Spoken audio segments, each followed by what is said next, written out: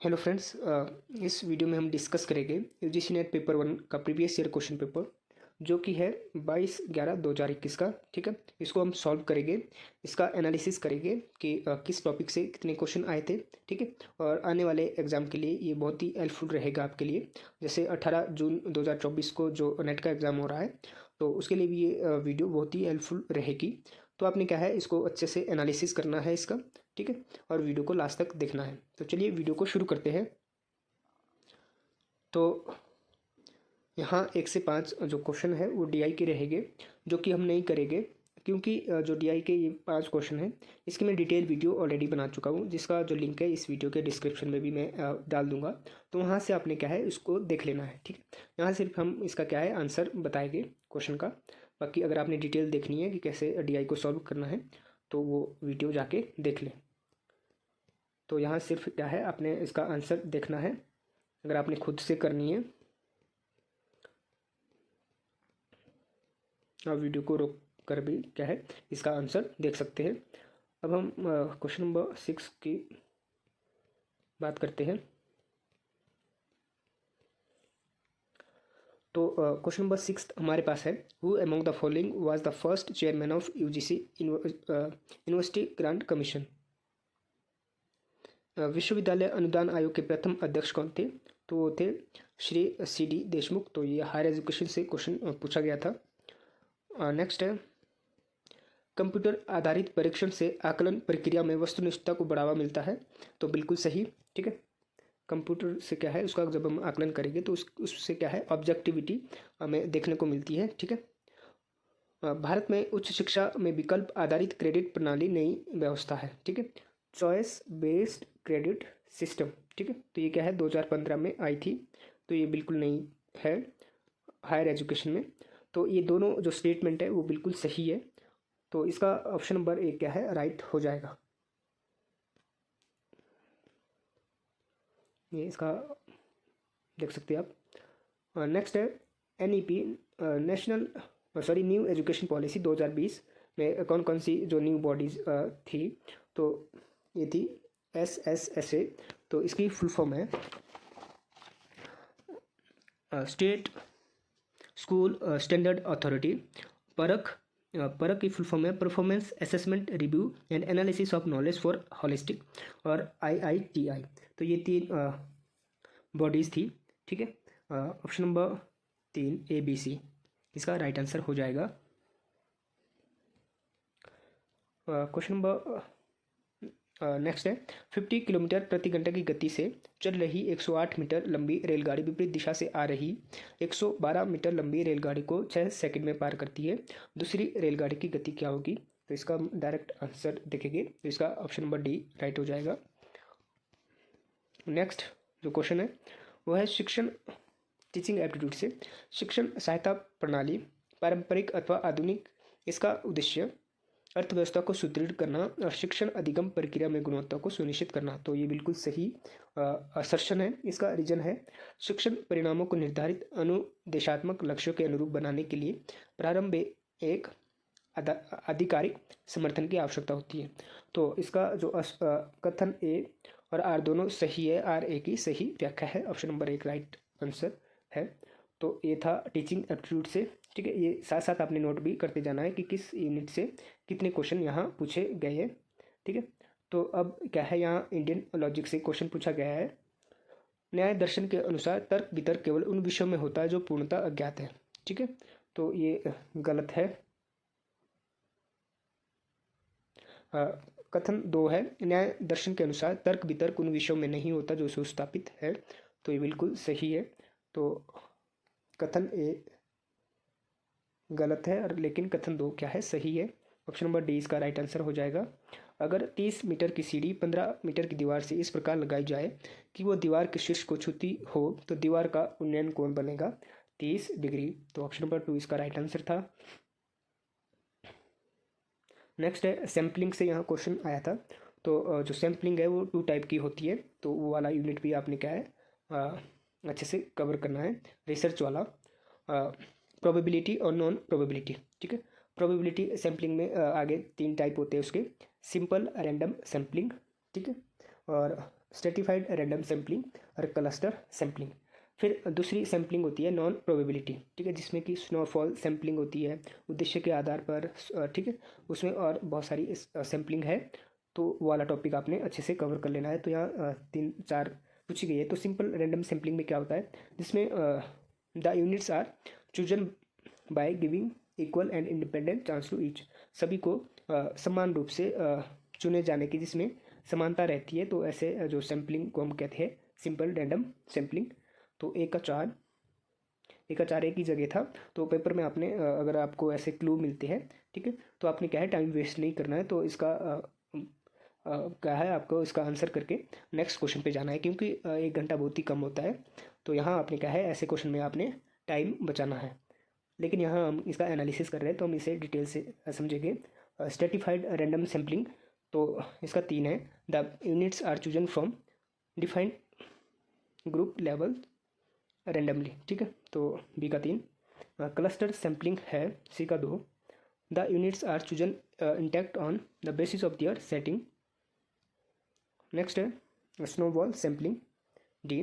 तो the first member is use an informant to identify other the process going on like this. तो snowball sampling क्या होती है, जैसे हम क्या है एक ए से कोई इन्फॉर्मेशन लेते हैं, तो ए हमें क्या है बी को सजेस्ट करता है, बी पर्सन के व्यक्ति को, ठीक है, और बी क्या है सी को सजेस्ट करता है, और सी क्या है डी को। तो इस तरह से एक चेन बनती जाती है, तो जिसे कहते हैं स्नोबॉल सैम्पलिंग। तो ये क्या है, जब आप रिसर्च वाले टॉपिक को पढ़ेंगे तो वहाँ से ये डायरेक्ट क्वेश्चन आया था, तो हिंदी में भी आप इसे देख सकते हैं।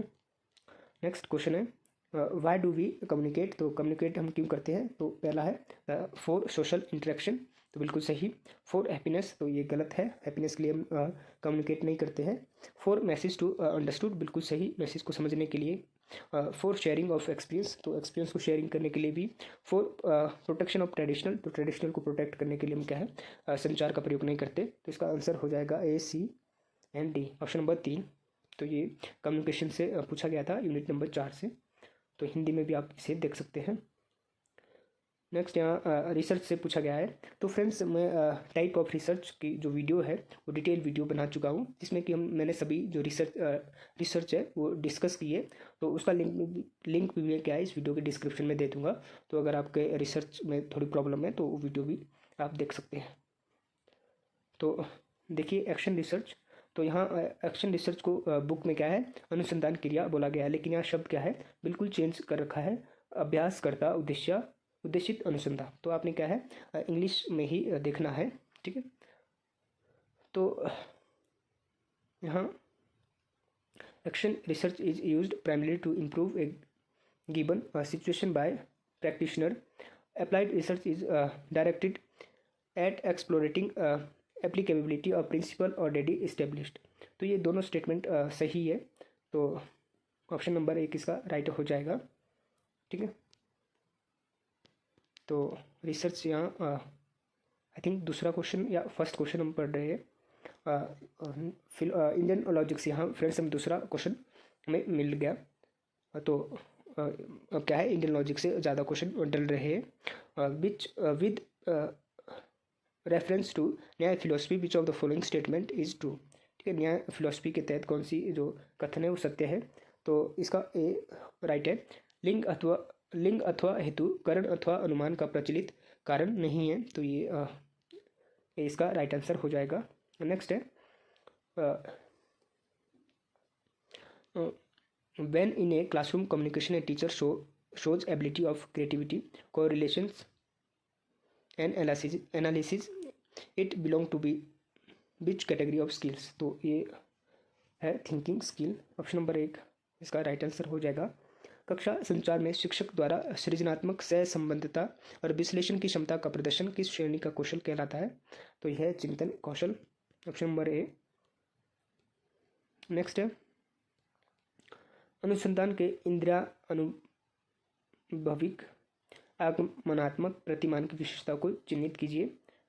तो identify the features of empirico inductive paradigm of research. तो इसका जो राइट आंसर है वो है ऑप्शन नंबर 4 ए सी। ठीक है, अनुसंधान का संबंध प्रक्रिया से है, न कि सिर्फ परिणामों अथवा उत्पादों से। और सी है, अनुसंधानकर्ता प्रतिभागी परिप्रेक्ष्य के प्रति आसन होता है। तो ऑप्शन नंबर डी इसका राइट आंसर है। नेक्स्ट है, the waste component of waste categorize as trust consist. तो कचरा के रूप में श्रेणीकृत अपशिष्ट का अपशिष्ट घटक है तो कागज, कार्डबोर्ड, काटन और कास्ट। तो ये ए एंड ई इसका राइट आंसर है, ऑप्शन नंबर ए। नेक्स्ट है, in which method of research in an independent variable is manipulated with an intent to observe concomitant change in dependent variable. तो इसका जो right answer है वो है experimental method. आश्रित चर में सहवर्ती परिवर्तन के आश्रय से किस अनुसंधान प्रणाली में स्वतंत्र चर में हेरफेर किया जाता है? तो एक्सपेरिमेंटल प्रणाली में। नेक्स्ट है, which of the following is N apex advisory and non statutory body. तो फ्रेंड्स यहाँ समझ लेते हैं statutory body and non statutory body क्या होती है। तो कॉन्स्टिट्यूशनल बॉडी टू टाइप की होती है, एक होती है कॉन्स्टिट्यूशनल और एक होती है नॉन कॉन्स्टिट्यूशनल। ठीक है,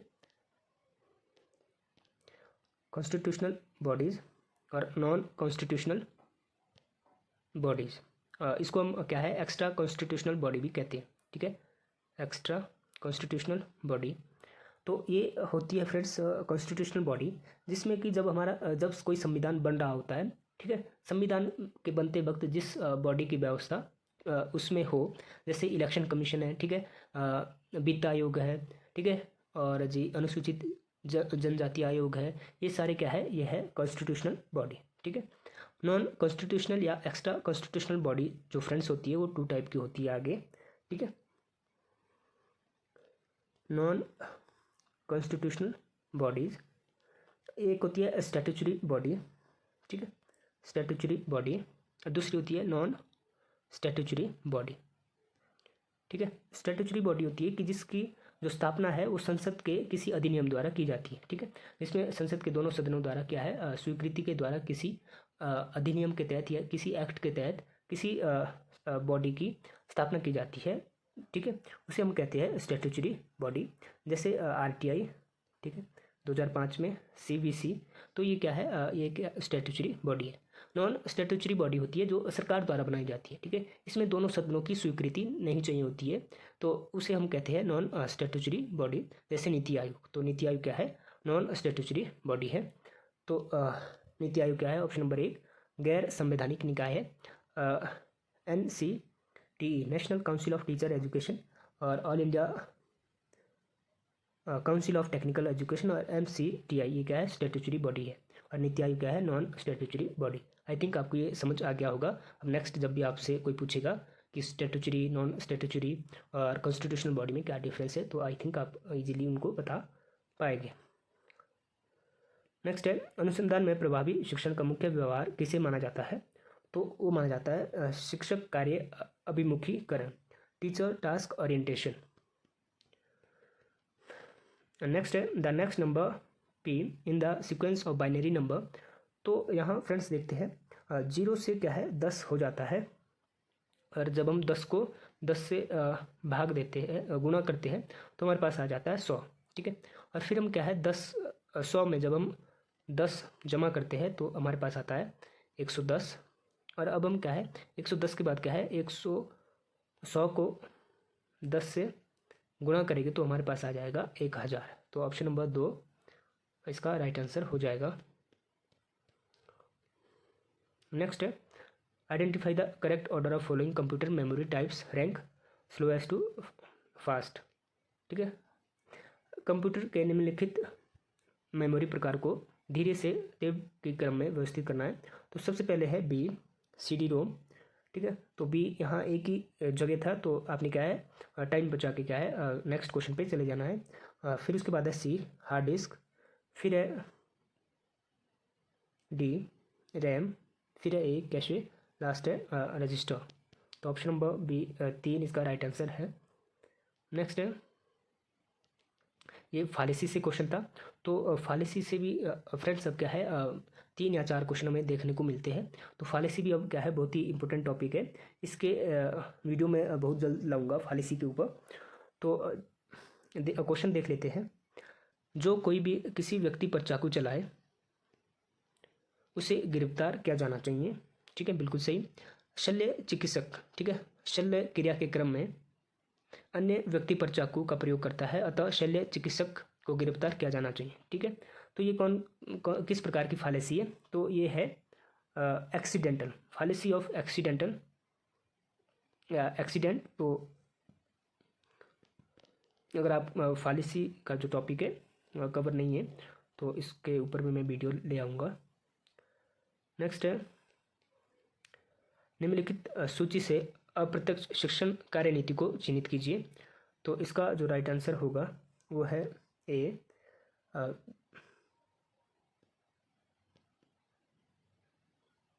ठीक है, उदाहरणों और गैर उदाहरणों के माध्यम से अवधारणा निर्माण। डी, युग्मन सम्मिलन तकनीकी के साथ समस्या आधारित प्रस्तुति। और ई, विद्यार्थी को उनके अपने अनुभव से संदर्भ लेने के लिए प्रोत्साहित करना। नेक्स्ट है, यहाँ टाइप ऑफ कम्युनिकेशन दिया गया है और उसके फंक्शन यहाँ आपने बताने हैं। तो ये कम्युनिकेशन यूनिट नंबर 4 से था। तो मास कम्युनिकेशन होता है, तो ये होता है फॉर मैकेनिकल मैसेज ट्रांसमिशन। तो ए का 4, तो ए का 4 यहाँ फ्रेंड्स ऑप्शन नंबर 1 में है। इंट्रा पर्सनल कम्युनिकेशन, तो ये होता है for communicate with one self. ठीक है, अपने जैसे हम मन में विचार करते हैं, ठीक है, विचारों का जब हम आदान प्रदान करते हैं अपने मन ही मन में, तो उसे हम कहते हैं इंट्रा पर्सनल कम्युनिकेशन। ठीक है, बी का 3। फिर है ग्रुप कम्युनिकेशन, तो सी का 2। क्लासरूम टीचिंग को क्या है हम ग्रुप कम्युनिकेशन में देखते हैं। और इंट्रा पर्सनल कम्युनिकेशन, तो इसे क्या है कॉरिडोर डिस्कशन, तो डी का 1। तो ये कम्युनिकेशन से था। जनसंचार मशीनी संदेश संप्रेषण हेतु अंतः व्यक्तिक संचार, तो ये स्वयं के साथ जो संचार होता है उसे कहते हैं। और समूह संचार कक्षा शिक्षण, अंतः व्यक्तिक संचार गलियारा चर्चा। ठीक है, 2 या 2 से अधिक जो कम्युनिकेशन होता है उसे आप कहते हैं अंतः व्यक्तिक संचार। क्वेश्चन नंबर नेक्स्ट देखते हैं। The global environmental issue of ozone depletion is due to ambition of, तो ये क्या है इसका जो राइट आंसर है ऑप्शन नंबर बी, क्लोरीन युक्त हाइड्रोजन। ठीक है, ओनली बी। तो ये क्या है ओजोन क्षय की वैश्विक पर्यावरण समस्या का एक प्रमुख कारण है। तो ये पीपल डेवलपमेंट एंड एनवायरनमेंट से था, यूनिट नंबर 9 से ये क्वेश्चन था। तो ये इसका राइट आंसर हम देख लेते हैं option number 2। Next, new education policy से यहाँ सेकंड क्वेश्चन पूछ लिया गया है फ्रेंड्स। तो आपने क्या है न्यू एजुकेशन जो पॉलिसी है उसको पढ़ के जाना है। अक्सर यहाँ से क्वेश्चन पूछा जा रहा है। तो इसका जो राइट आंसर है वो है A B C, national curriculum framework for school education, adult education, teacher education. नई शिक्षा नीति 2020 में निम्नलिखित में से किसका पाठ्यक्रम ढांचा तैयार करने का प्रस्ताव है? तो विद्यालय शिक्षा हेतु राष्ट्रीय पाठ्यक्रम ढांचा, प्रौढ़ शिक्षा हेतु राष्ट्रीय पाठ्यक्रम ढांचा, शिक्षक शिक्षा हेतु राष्ट्रीय पाठ्यक्रम ढांचा। नेक्स्ट है, ये रिसर्च से क्वेश्चन है। शोध प्रबंध में एक विहित प्रारूप एवं संदर्भीकरण की प्रक्रिया का अनुपालन करना पड़ता है।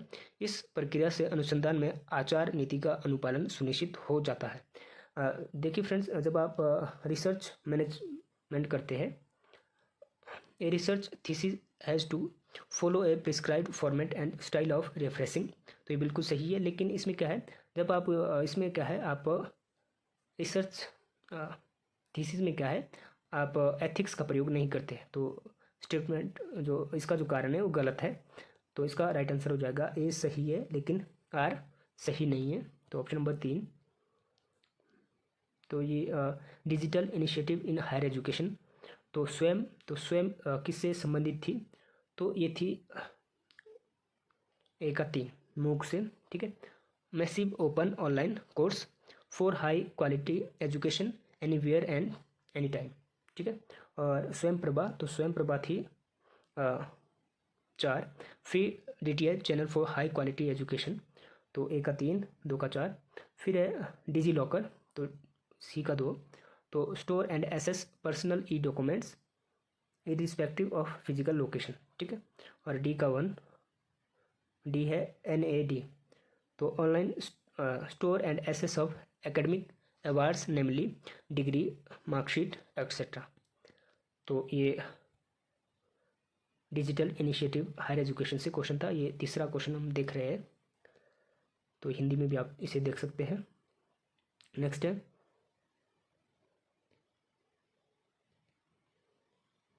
शिक्षण प्रणालियाँ और कार्यान्वयनीकरण, तो अनुदेश, तो इसका जो राइट आंसर है वो है C। तो इंस्ट्रक्शन जो होती है अनुदेश, ठीक है, इंस्ट्रक्शन, तो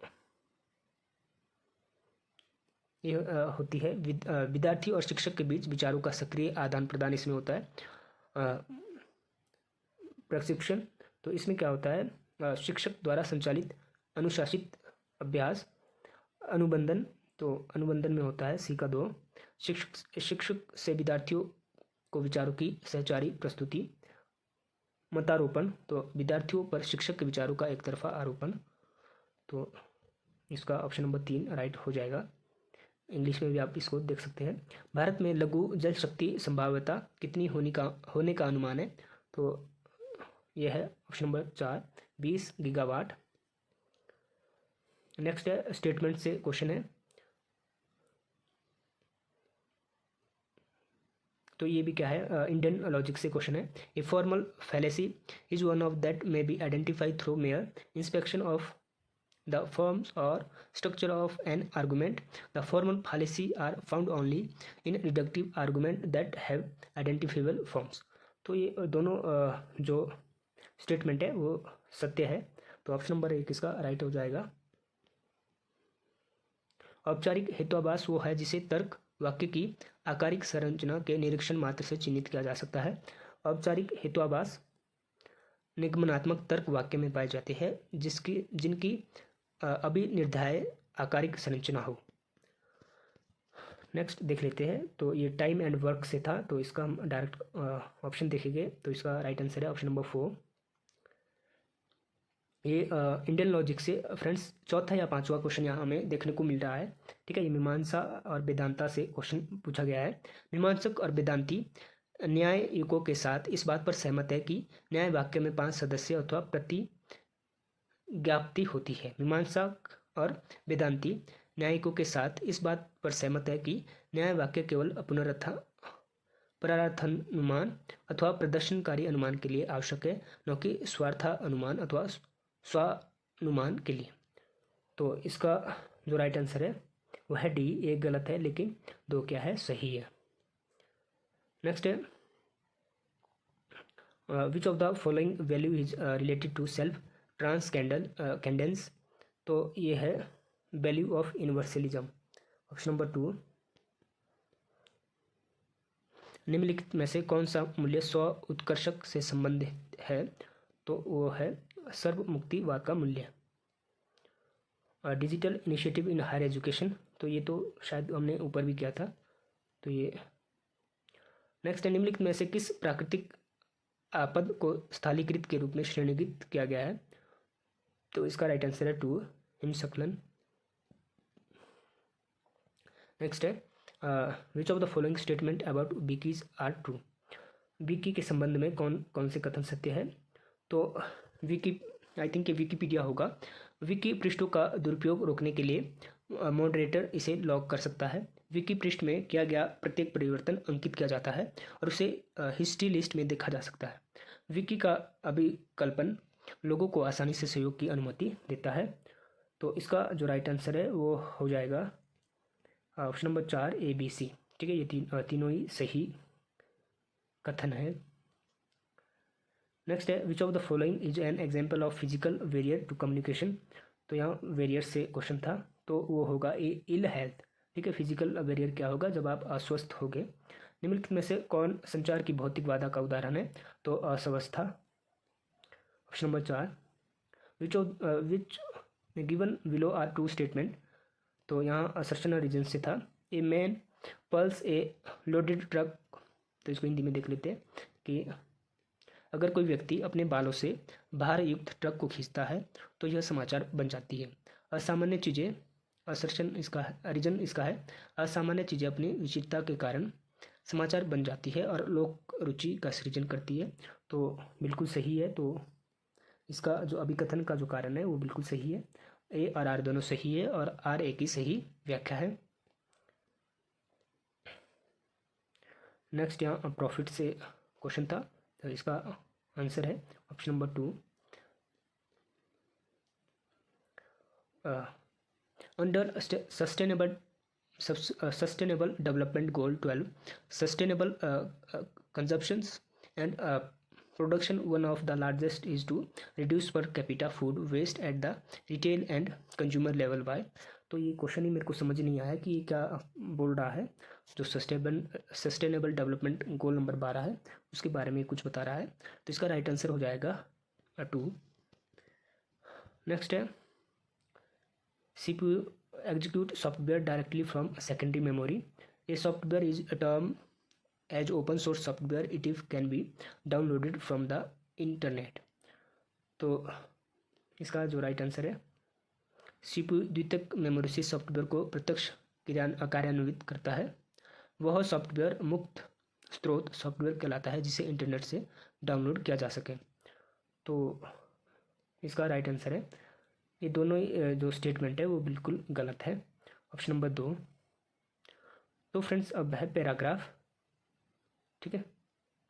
तो ये हमने क्वेश्चन किए पेपर 1 के, जो कि थे 22/11/2021 का। उसको एनालिसिस किया, उसका देखा। तो आपने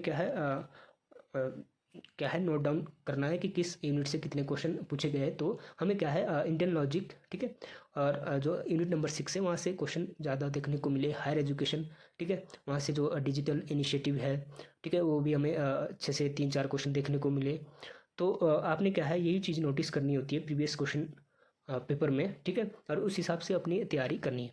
तो फ्रेंड्स अगर वीडियो अच्छी लगी है तो लाइक करें, शेयर करें अपने फ्रेंड के साथ जो भी तैयारी कर रहा है, और इसी तरह की पेपर 1 की वीडियो देखने के लिए चैनल को सब्सक्राइब करें। Thank you, thanks for watching.